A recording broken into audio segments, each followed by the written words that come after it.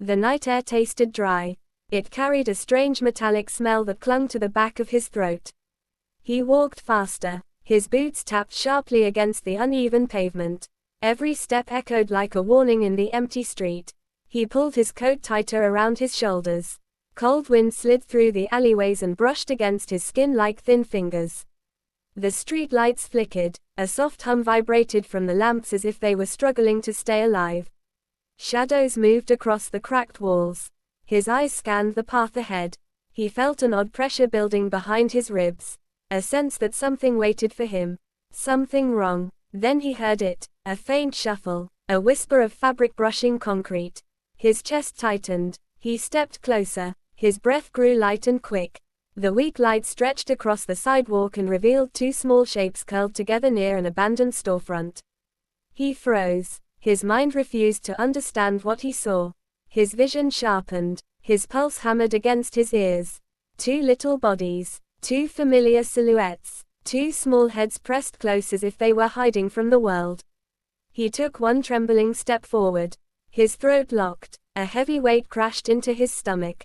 The air felt colder. The world felt distant. His daughters. His twin daughters. Sleeping on the street. Their hair was tangled. Dust clung to their clothes. Their tiny hands were clasped tightly around each other. Their cheeks were pale under the streetlight. He felt his knees weaken. A hot rush of fear climbed up his spine. He felt the sting of disbelief. He felt something deeper than panic. Something darker. He moved closer and crouched beside them. His hands shook as he reached out. He stopped just short of touching them. The ground felt icy beneath him. The silence around them felt heavy. He stared at the peaceful faces. Faces that should have been safe inside their home. Faces that should never have known the cold of a midnight street.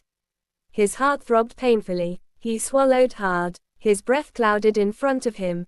Something was wrong. Very wrong. Then he noticed it. A small folded paper beneath the arm of the younger twin. The edge fluttered gently in the breeze. His eyes fixed on it. A slow dread spread through his chest. His fingers tingled. His breath slowed. Someone had placed that paper there.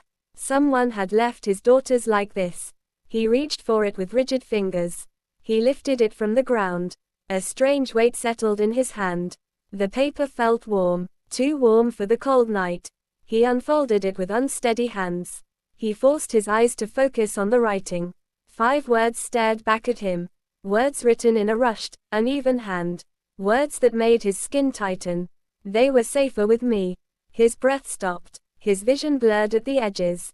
The street light above him flickered once. And in that flicker, he sensed movement behind him. He did not turn at first. His body refused to move. The air around him felt suddenly thicker. He could hear the faint crackle of electricity from the flickering street light above. His fingers tightened around the paper until it crumpled in his palm. Another sound drifted across the pavement. A slow drag of a shoe. A weight shifting lightly on gravel. His breath returned in a sharp, shallow pull. The back of his neck prickled with heat. The instinct to protect his daughters surged inside him with fierce force. He forced himself to stand. Every muscle in his body felt stiff. His legs trembled from the pull of fear and anger. He kept one foot slightly in front of him, shielding the girls. He turned, slowly, carefully, as if the air itself might break. At first, he saw nothing. Only the long stretch of road disappearing into darkness. Only the sad glow of distant lamps. Only scattered trash rolling lazily in the cold wind. Then he noticed a figure. A faint outline near the entrance of the alley. Barely visible. Barely moving. The figure stood unnaturally still. As if it waited. As if it watched. His heartbeat pounded with violent rhythm inside his chest. He squinted at the silhouette. His eyes stung from the cold and the tension. The figure's shoulders rose slightly. A silent inhale. A sense of awareness. A quiet acknowledgement that they both now saw each other. He stepped forward. His boots scraped against the rough surface. A low echo spread between the buildings. "Who is there?" he said, his voice tight and controlled. No shake. No tremble. But inside, his fear twisted like a blade. The figure did not answer. It did not move. It only tilted its head, almost gently. His jaw clenched. He could feel the sharp ache building at the back of his teeth. He took another step. The streetlight flickered again, then steadied. The figure remained in the shadows, untouched by the light. His mind raced. Questions clawed for answers. How long had his daughters been here? Who placed them here? Why were they left like this? He felt a heavy breath press against his ribs. He looked down at the paper again. They were safer with me. Those words pulsed inside his skull. They grew louder with every heartbeat. He felt something break loose in his chest. A tightening that pulled his vision sharp. He turned his gaze back toward the figure. "Step forward," he said. His voice dropped lower. He felt a tremor beneath the surface of his skin. The figure took one step. A slow, deliberate movement. A foot sliding out of the shadow. A thin outline emerging into the half-light. A long coat hung from its shoulders. Dark, loose, dragging slightly at the hem as if it had been worn too long. Its hands hung by its sides. Still, calm, too calm. He felt the urge to retreat toward his daughters. He felt a strong pull in that direction. But he held his ground. He needed answers. The figure lifted its head. The faint shape of a face appeared. But the weak light refused to reveal it fully. The features remained blurred, indistinct. Then the figure spoke. A voice that felt soft and low. A voice that carried a strange calmness. A voice that drifted across the cold air like smoke. "They fell asleep quickly," the figure said. The man felt a cold burst inside his chest. His breath shortened. He felt heat flood his face. "Why are they here?" he asked. His voice scraped against the air. He tried to keep it steady. The effort tired him. The figure turned slightly, as if considering its own shadow. "They were tired," the voice replied. "They walked a long way." His pulse slammed harder. He felt sudden dizziness. The world tilted for one breath, then steadied. "They did not walk anywhere," he said. His voice sharpened. "I would have known if they left the house." The figure's head tilted again.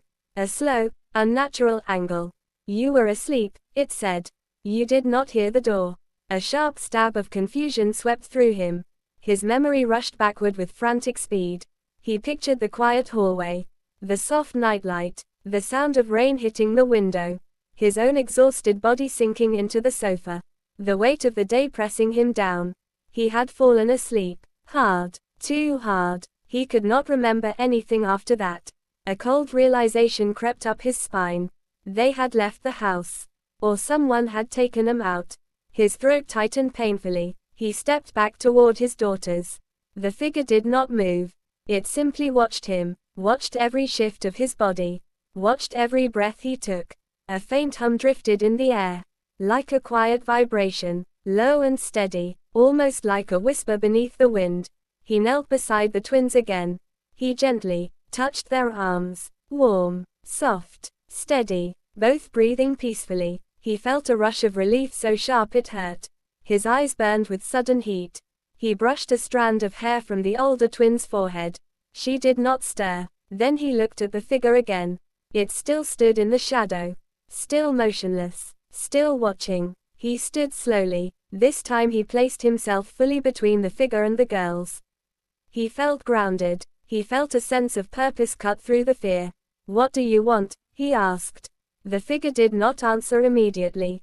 The silence stretched long, too long, a silence that felt purposeful. Finally, the voice returned.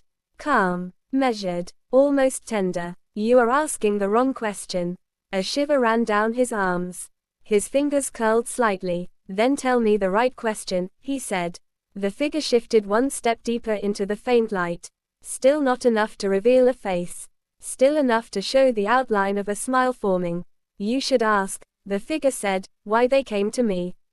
His breath caught. A wave of confusion crashed through him. That sentence wrapped around his thoughts like a chain. He wanted to shout. He wanted to argue. He wanted to deny it. But something inside him hesitated. He did not know why. He did not know how. But the words felt heavy with truth. A soft groan came from behind him. One of the girls shifted slightly. A small hand relaxed. A faint murmur escaped her lips. He turned quickly. His heart leaped. She rolled onto her side, still asleep. But her expression tightened, as if a dream pulled her deeper. He reached out and gently touched her shoulder. She calmed instantly. Her breathing deepened. Then he noticed something he had not seen before. A small mark on the back of her hand. A faint smear of dark blue. Almost like ink. Almost like a symbol. He blinked hard. His stomach twisted sharply. He looked at the other twin's hand. The same mark. The same strange symbol. Identical. He felt the ground shift beneath him. A wave of nausea rose to his throat. He stood abruptly. His legs felt weak. His vision pulsed at the edges. He glared at the figure. "What did you do to them?" he said. His voice cracked with raw anger. The figure finally stepped fully into the light. And the sight made his chest lock completely. Because he knew that face. He knew it with a clarity that chilled him to the bone. It was his own face. Older, hollower, marked by time he had never lived. Eyes that held too much knowledge.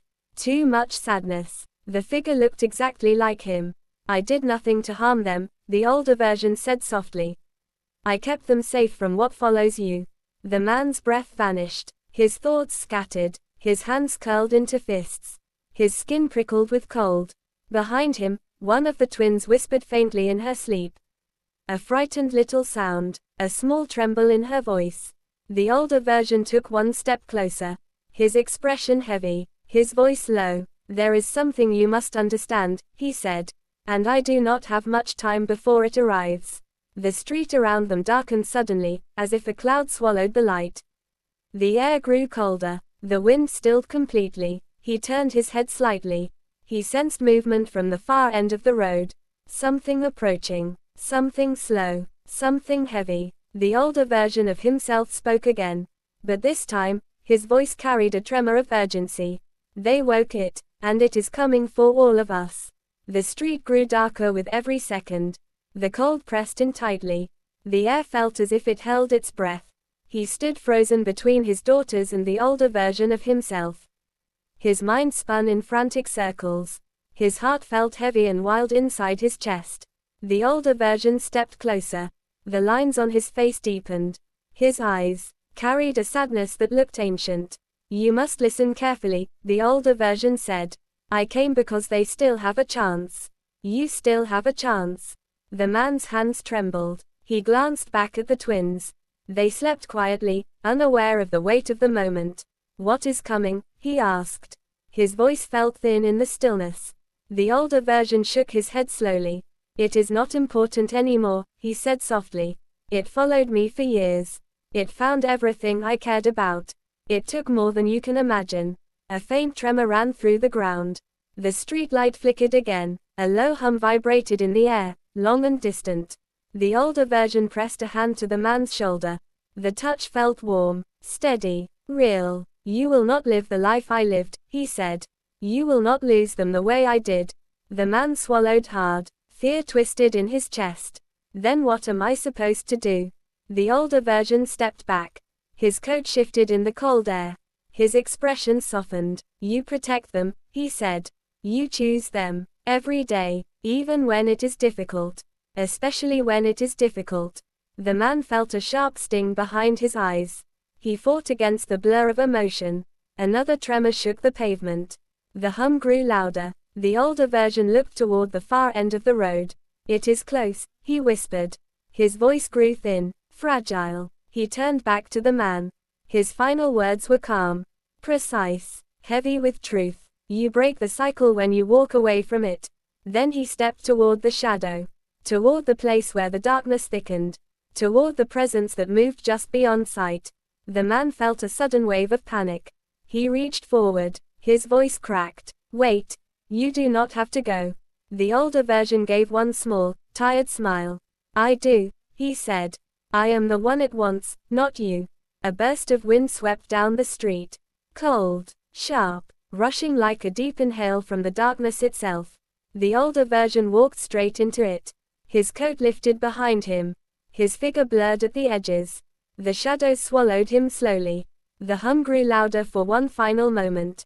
Then it stopped completely. The street fell silent. The air warmed slightly. The darkness loosened its grip. The man stood trembling, staring at the empty space where the older version disappeared. His chest ached with a strange mix of fear and gratitude. A sense of loss washed through him. even though he had never known that version of himself. He turned toward his daughters. They were still sleeping peacefully, their small hands still clasped together, their breath soft and warm in the cold air. He knelt beside them. He carefully gathered them into his arms. Their tiny bodies curled easily against him. Their warmth spread through his chest. He held them tightly, more tightly than he had in a long time. As he stood, he felt a new strength settle in his spine.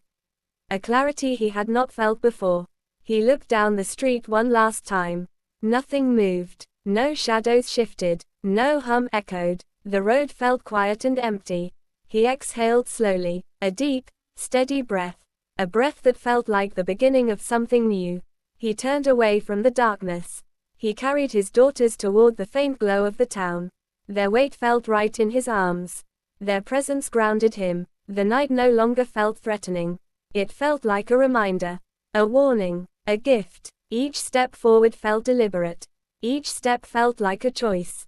He whispered softly to the girls, even though they slept. "You are safe now. I will keep you safe. I will not fail you again." The quiet reply of their steady breathing was enough. More than enough. He walked on. The warmth of dawn slowly brushed the edge of the horizon. And for the first time in a long time, he felt certain of where he needed to go. Forward. With them. Always.